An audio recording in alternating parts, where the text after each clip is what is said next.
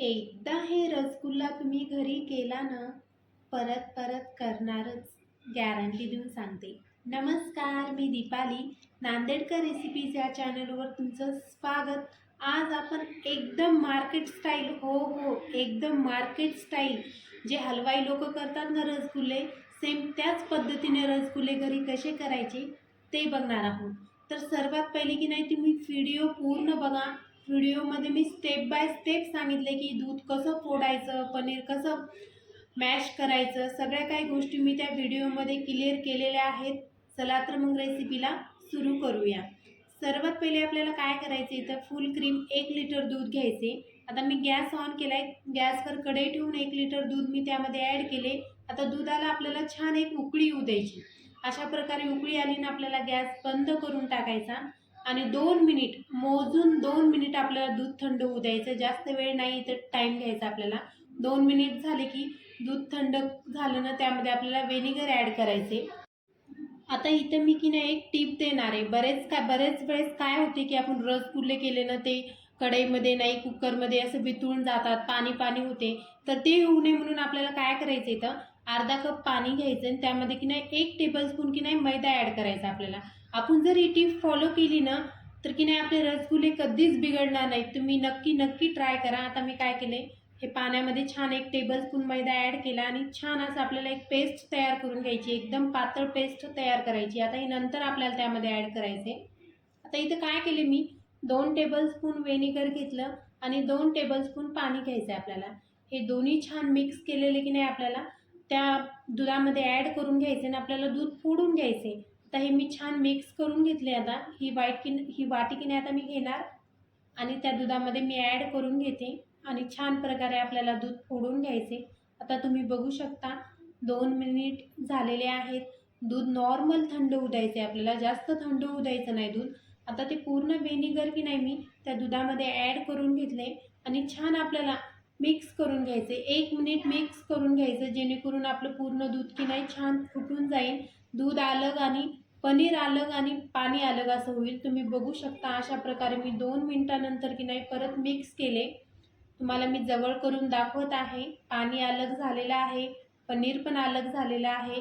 आता आपल्याला काय करायचं की एक भांडं घ्यायचं. त्या भांड्यावर की नाही आपल्याला असा कपडा, कॉटनचा कपडा ॲड करायचा आहे आणि त्या कपड्यावर की नाही आपल्याला दूध ॲड करून घ्यायचे.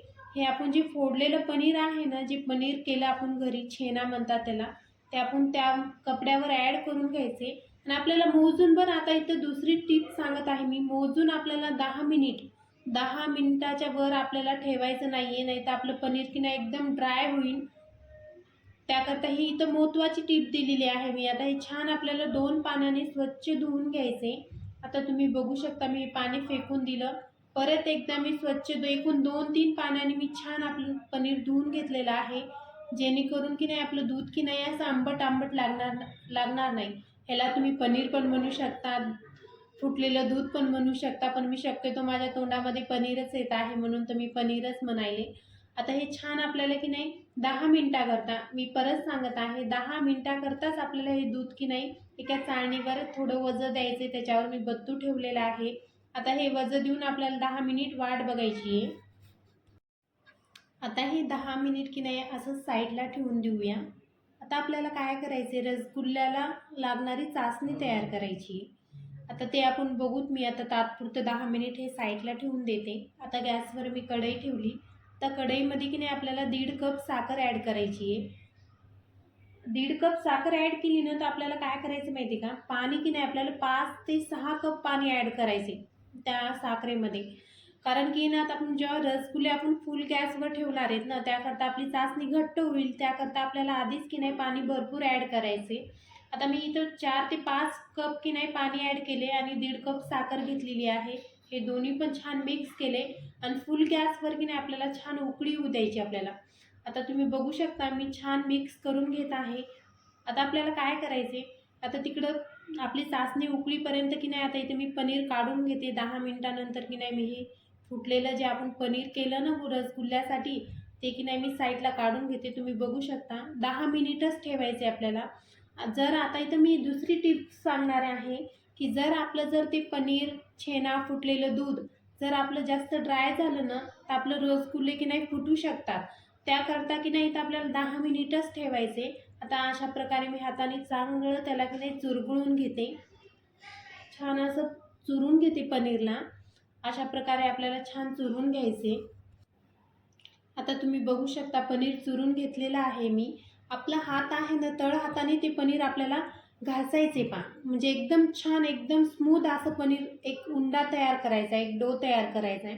तळ हाताने मी जे व्हिडिओमध्ये करत आहे ना सेम तीच प्रोसेस आपल्याला फॉलो करायची आहे. एकूण की नाही आपल्याला 7 ते 8 मिनिट की नाही छान आपल्याला पनीर एकदम स्मूथ असा डो तयार करून घ्यायचा आहे. आणि जर तुम्ही जास्त जर त्या उंड्याला जर तुम्ही मॅश केलं चुरलं ना तर एकदम ऑइली झालं ना तर आपले रसगुल्ले की नाही एकदम परफेक्ट होणार नाही, पाण्यामध्ये एकदम वितळून जातात. ह्या पण गोष्टीची तुम्ही नक्की काळजी घ्या.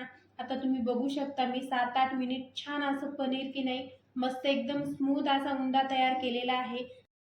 आता जे आपण पनीरचा डो तयार केला आहे ना त्यामध्ये आपल्याला काय करायचे 1 टीस्पून की नाही मैदा ॲड करायचा आहे.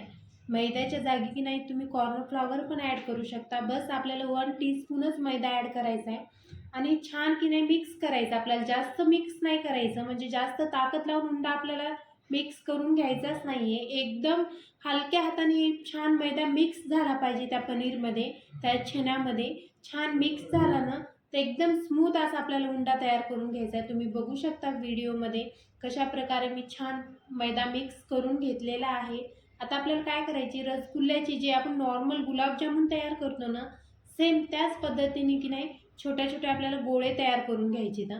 आता मी छान हे मिक्स झालेलं आहे. आता तुम्हाला मी दाखवते कशा प्रकारे गोळे असे छोटे छोटे बॉल तयार करून घ्यायचे, जास्त मोठे नाही घ्यायचे. एकदम मीडियम साईजचे की नाही आपल्याला छोटे छोटे बॉल तयार करून घ्यायचे. बघा तुम्ही बघू शकता जर तुम्ही जर हे गोळे जर मोठे मोठे केले ना तर एकदम आपले डबल होतात ना, तर मग जास्त मोठे मोठे होतात ते रसगुल्ले. त्याकरता आपल्याला काय करायचं एकदम मीडियम साईजचे आपल्याला बॉल तयार करून घ्यायचे. अशा प्रकारे मी बॉल तयार करून घेतलेले आहेत, तुम्ही बघू शकता. आणि चाचणीला छान उकळी आलेली आहे. गॅस आपल्याला फुल ठेवायचा आहे. आता एक एक रसगुल्ला की नाही आपल्याला त्या चाचणीमध्ये ॲड करून घ्यायची ना. आता तुम्ही बघू शकता व्हिडिओमध्ये एक एक एकदम दमाने आपल्याला रसगुल्ले की नाही त्या चाचणीमध्ये ॲड करून घ्यायचे. आणि 3 मिनिट की नाही असं खुल्लंच ठेवायचं आपल्याला, त्यावर काही झाकायचं नाही आहे.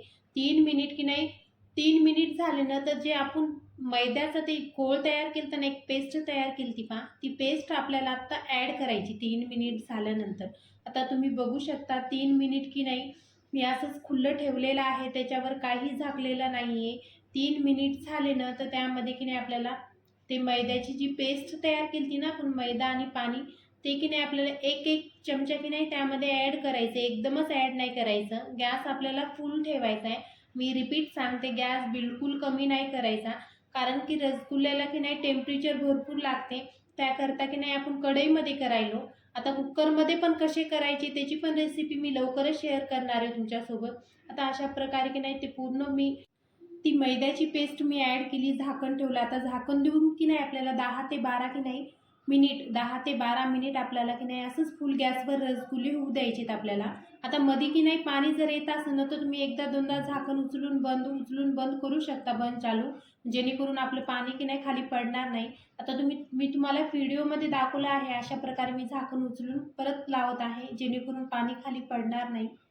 आता तुम्ही बघू शकता अशा प्रकारे की नाही मी 12 मिनिट फुल गॅसवर हे रसगुल्ले ठेवलेले आहेत. आता 12 मिनिट झालेले आहेत. आता मी रसगुल्ले की नाही काढून तुम्हाला दाखवत आहे कशा प्रकारे एकदम डबल रसगुल्ले झालेले आहेत. जे मार्केटमध्ये भेटतात ना सेम तेच रसगुल्ले आपण घरी करू शकतो. आता इथं आपल्याला चाचणी तयार करायची आहे.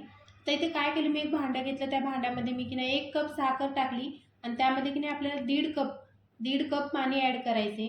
आता हे पाणी टाकलं ना छान उकळी येऊ द्यायची आपल्याला. इथं तार वगैरे काही करायचा नाही आहे. उकळी आली ना गॅस बंद करायचा आहे. आता तुम्ही बघू शकता चाचणीला छान उकळी आलेली आहे. मी तुम्हाला रिपीट सांगायला आपल्याला तार वगैरे करायचा नाही, नॉर्मल आपल्याला उकळी येऊ द्यायची आहे. आता अशा प्रकारे की नाही उकळी आलेली आहे. आता ही चाचणी की नाही आपल्याला त्या भांड्यामध्ये ॲड करून घ्यायची आहे. आता इथे एक मी भांडं घेतलं. आता ती चाचणी जी आपण केली ना त्या भांड्यामध्ये ॲड करायची आणि चाचणी की नाही नॉर्मल थंड होऊ द्यायची आता नॉर्मल आज थंड अशीच होऊ द्यायची आपल्याला, फ्रीजमध्ये वगैरे ठेवायची नाही आहे. आता चासणी गरम गरम आहे ना, तेव्हा आपल्याला की नाही फ्लेवर करता मी त्यामध्ये की नाही रोज एसेन्स ॲड केलं. तुम्ही हवं तर त्या चासणीमध्ये विलायची पावडर पण ॲड करू शकता, पण शक्यतो की नाही बाहेर जे रसगुल्ले भेटतात ना त्यामध्ये अशी लिक्विडच फ्लेवर ॲड करतात, त्याकरता मी रोज फ्लेवर त्यामध्ये ॲड करून घेतलं. आता इथे काय करायचं आपल्याला, त्या कढईमध्ये जे रसगुल्ले होते ना ते थंड होण्याकरता ठेवले, ते रसगुल्ले आपल्याला एक एक काढायचे आणि फ्रेश चासणीमध्ये ॲड करायचे. जे आपण आता दुसरी चासणी केली त्या चासणीमध्ये एक एक रसगुल्ले ॲड करून घ्यायचे आणि एकदम थंड रसगुल्ले होऊ द्यायचे. आता थंड होण्यासाठी मी फ्रीजमध्ये ठेवले होते 1 घंटा रसगुल्ले. तर 1 घंट्यानंतर मी रसगुल्ले बाहेर काढले, तुम्ही बघू शकता. एकदम स्मूथ असे रसगुल्ले आपले तयार झालेले आहेत. मग काय, आज भाऊबीज स्पेशल नक्की रसगुल्ले करा आणि हो, जाता जाता चॅनलला नक्की सबस्क्राईब करा. आता भेटूया नेक्स्ट व्हिडिओमध्ये. तोपर्यंत बाय बाय.